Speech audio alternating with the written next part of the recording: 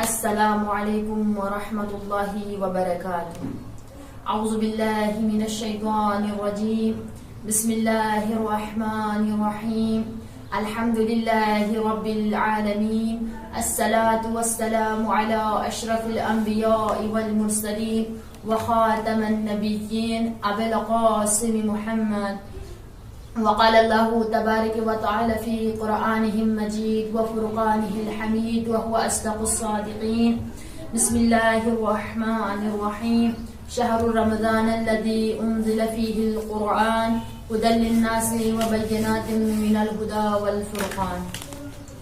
حمد و ثنا ہے اس خالق لم یزل کے لیے کہ جس نے انسان کو اشرف المخلوقات کا درجہ عنایت فرمایا. وہ خداوند متعال کی جس نے انسان کو اشرف المخلوقات کا درجہ عطا کرنے کے بعد انسان کو ایسے نہیں چھوڑا بلکہ اس کی ہدایت و رہنمائی کے لیے ان کی ارتقاء کے لیے انبیاء و ائمہ علیہ السلام کا تسلسل مقرر کیا.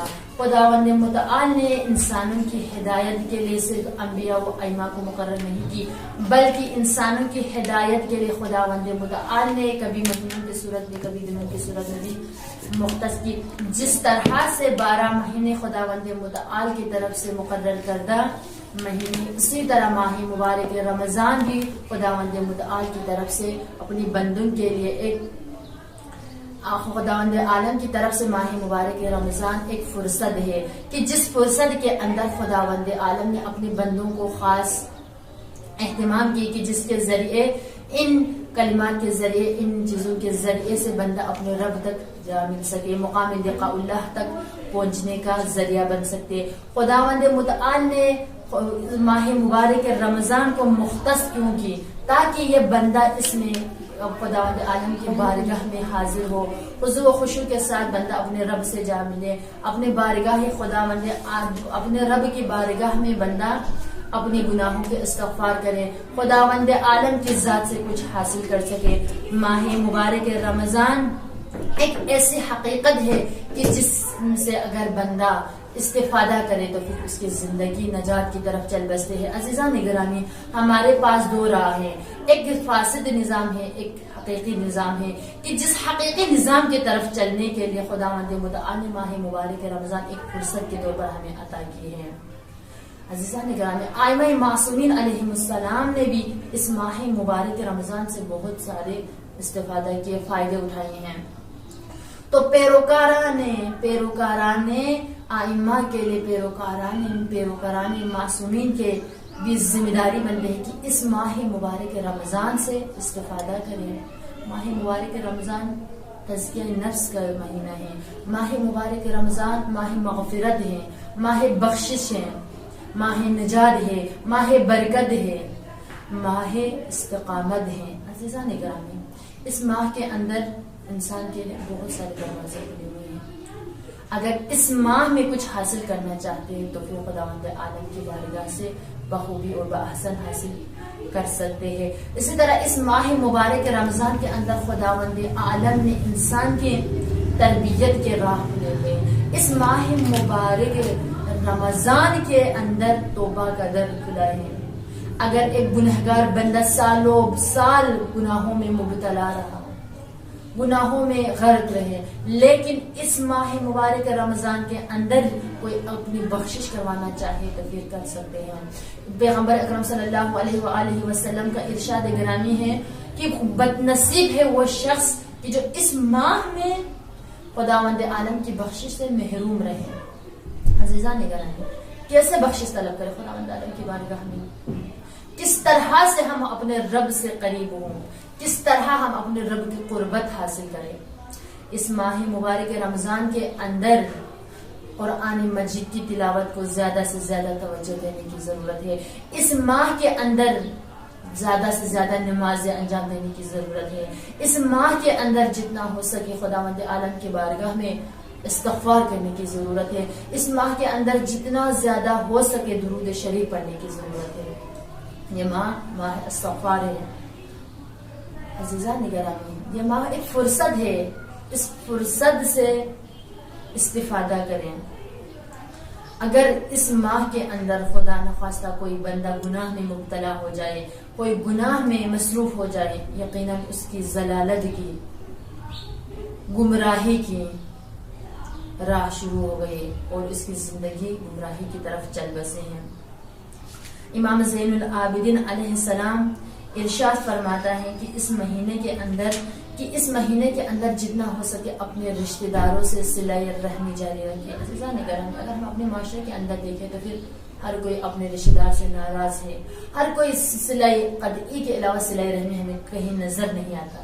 کیوں؟ کیونکہ ہمیں اس ماہ کی حقیقت معلوم نہیں، ہمیں ائمہ معصومین کی زندگی اور ان کی سیرت کی صحیح پہچان نہیں۔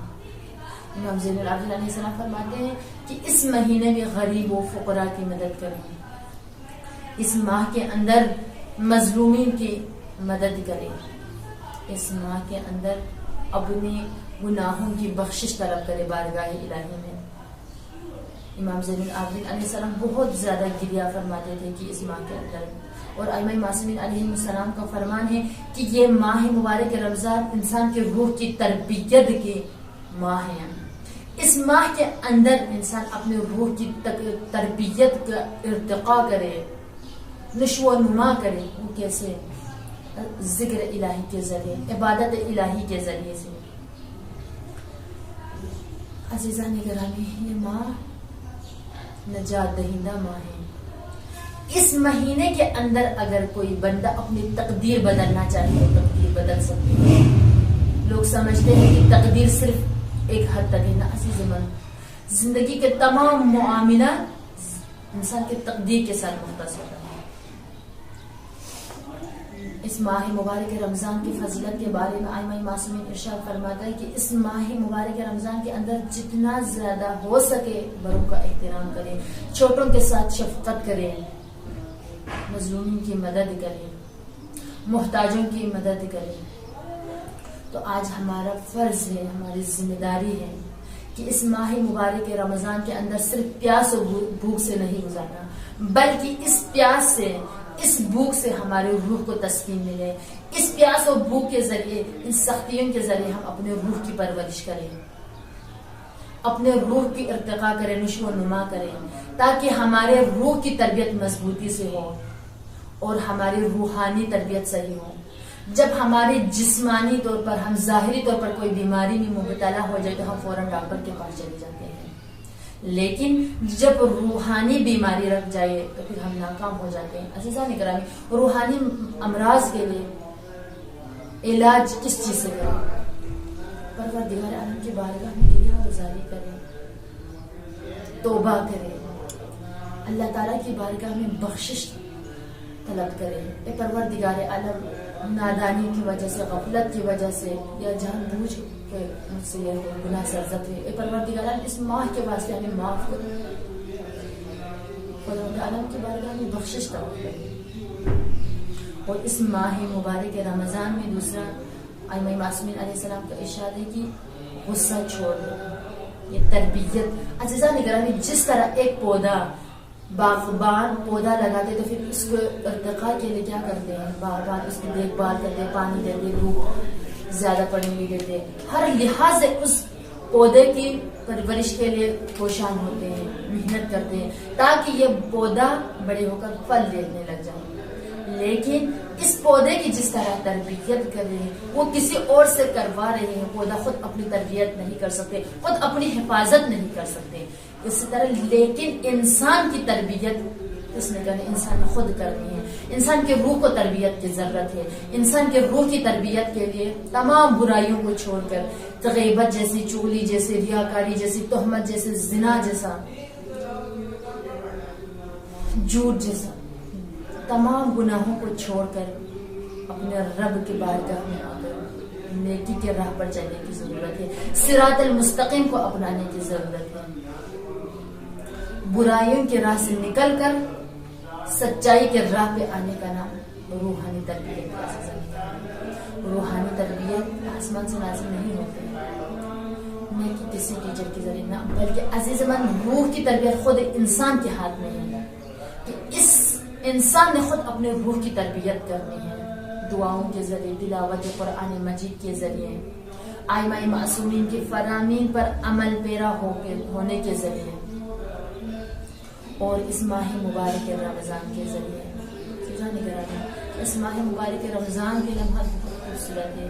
اگر ان کی پہچان ہو تو پھر ہم اپنی زندگی بدل سکتے ہیں.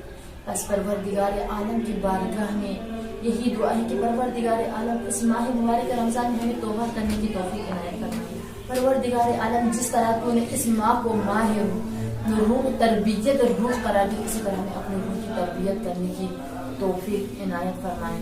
پروردگار عالم ہمیں اس ماہ کی عزیزان گرامی اس ماہ مبارک رمضان کے ایک اور حقیقت ہے، وہ یہ ہے کہ ہمیں یاد آخرت دلاتا ہے. بھوک و پیاس و سختی کے ذریعے ہم اپنے آخرت کو یاد کریں. اس دنیا میں یہ المختصر فانی ہونے والے ایک محدود وقت کے بھوک و پیاس اگر برداشت نہ کر سکے تو پھر بروز محشر جو لا فانی ہے، جو ہمیشہ کے لیے، اس میں ہم سے سختیاں جھیلنا بہت مشکل ہوگا.